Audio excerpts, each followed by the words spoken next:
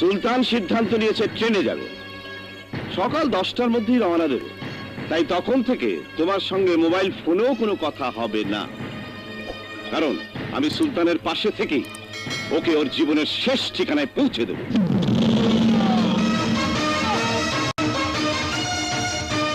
জুলমত খান, ভেবেছিলাম শুধু আমার বলা কথাগুলো পরিবর্তন করে সুলতানকে বলেছো, কিন্তু এখন দেখছি তুমি নিজেই পরিবর্তন হয়ে গেছো।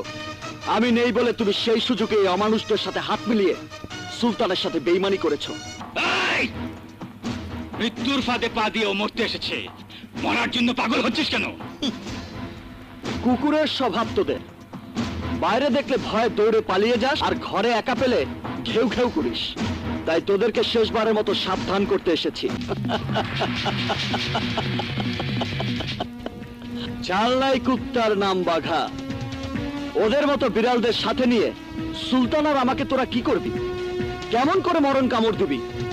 আমি সুলতানের কাছে না থাকলেও ছায়ার মতো তার পাশে থাকবো।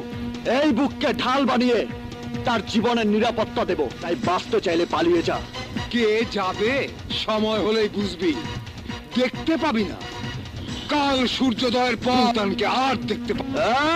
সুলতানের উসিলায় তোরা এখনো বেঁচে আছিস। যদি একবার ইশারায় বলতো তাহলে কারাগারের ভেতরেই তোর ভাইকে শেষ করে দিয়ে একসাথে তোদেরকেও কবরে পাঠাতাম।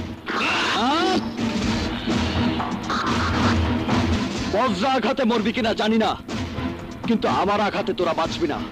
মনে রাখিস, জন্ম থেকে জ্বলা এই আগুন মরণকে ভয় করে না।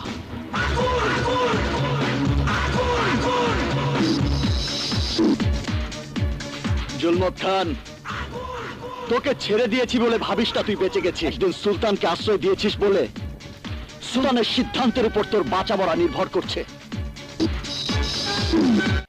যদি ভিডিওটি ভালো লাগে থাকে তাহলে অবশ্যই একটি সাবস্ক্রাইব করবেন।